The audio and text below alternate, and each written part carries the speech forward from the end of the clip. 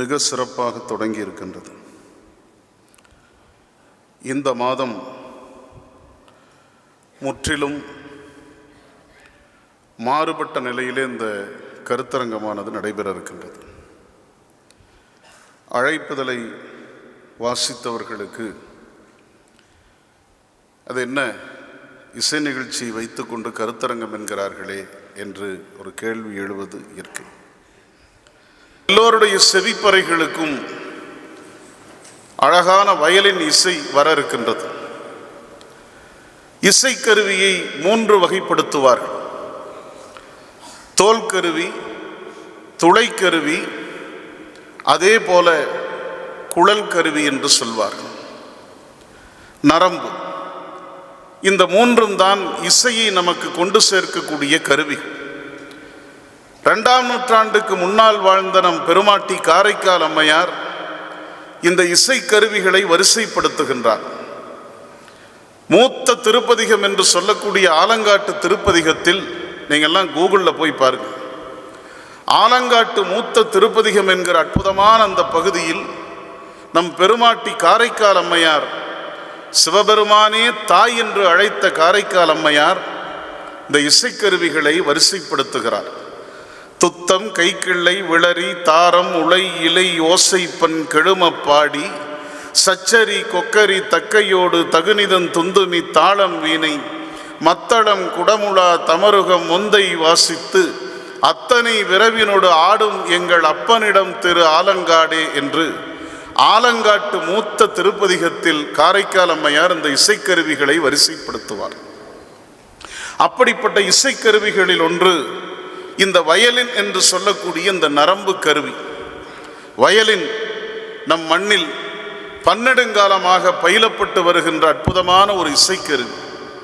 இந்த இசைக்கருவியில் ஒரு கோல் போன்ற ஒரு ஆயுதத்தை கொண்டு, அதை போ என்று சொல்வார், அந்த கோல் போன்ற ஒரு ஆயுதத்தை கொண்டு இரண்டு நரம்புகளும் சந்திக்கிற போது எழும் நாதத்தால் அழகிய இசை நம் செவிகளை மகிழ்விக்கும்.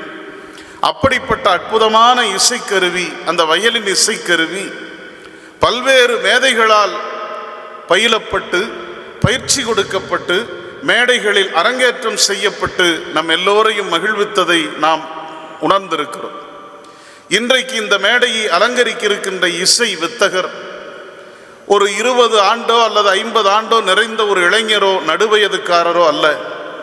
என் அன்பு பெருமக்களே, வெறும் 12 வயது நிரம்பிய ஒரு அழகு சிறுமி, கங்கா சசிதரன் என்கிற பெயரை கொண்ட அந்த அழகு சிறுமிதான் அடுத்த 2 மணி நேரத்தை நம் எல்லோரையும் அருளிசையில் ஆழ்த்தப் போகிறார். ஊரில் இறங்குவீர்கள். நீங்கள் இறங்க போகிற ஸ்டேஷன் கண்டிப்பாக உங்களுக்கு தெரியாது, ஆனால் நீங்கள் இறங்குவது உறுதி. எனவே இறங்குவதற்கு முன்னால் நீங்கள் வைத்திருந்த சொத்து உங்களிடம் பேசாது, நீங்கள் படித்திருக்கின்ற கல்வியும் கூட உங்களிடம் பேசாது. நீங்கள் எத்தனை பேருக்கு அன்புக்கரம் நீட்டினீர்கள், எத்தனை பேருக்கு உதவி செய்தீர்கள் என்பது மட்டும்தான் நிற்கும் என்று சொன்னார்கள். இன்றைக்கு அது உலக வழக்கிலே, உலகளாவிய வழக்கிலே இன்றைக்கு தெரிந்து கொண்டிருக்கின்றது. உலகத்தின் மிகப்பெரிய பணக்காரராக சில ஆண்டுகளுக்கு முன்பு இருந்த மைக்ரோசாஃப்ட் நிறுவனத்தினுடைய தலைவர் பில் கேட்ஸ் அவர்கள் தன்னுடைய சொத்தில் 80% சமுதாயத்தின் சேவைக்காக கொடுத்து விட்டார். ஸ்டீவ் ஜாப்ஸ், ஆப்பிள் நீங்கள் எல்லாம் உபயோகித்துக் கொண்டிருப்பீர்கள், ஆப்பிள் ஐஃபோன், ஆப்பிள் கம்ப்யூட்டர், இந்த நிறுவனத்தினுடைய முதலாளியும் ஒரு காலத்தில் உலகின் 3 பணக்காரர்களில் ஒருவராக இருந்தார்.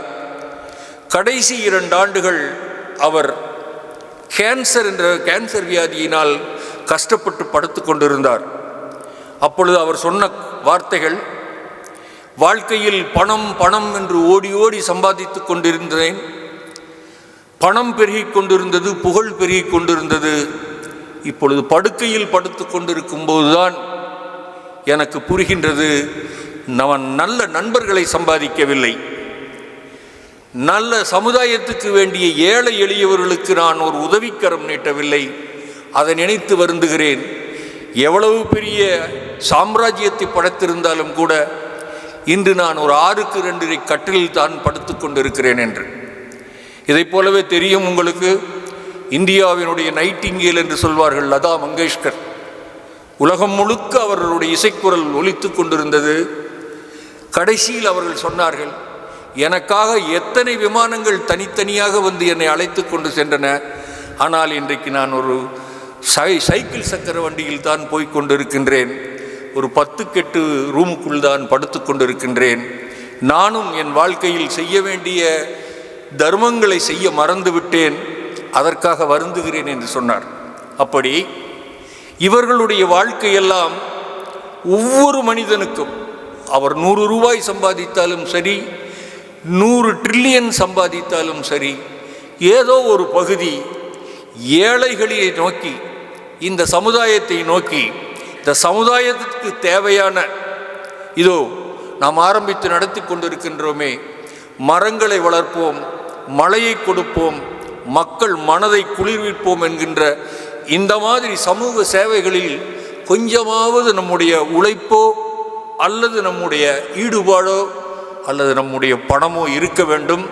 அப்படி இருந்தால் யாரும் யாருக்கும் உதவ வேண்டிய காலம் என்றொன்று இருக்காது, எல்லாமே சுயபூர்த்தி அடைந்துவிடும் என்பதை உறுதியாக நான் கூறுகின்றேன்.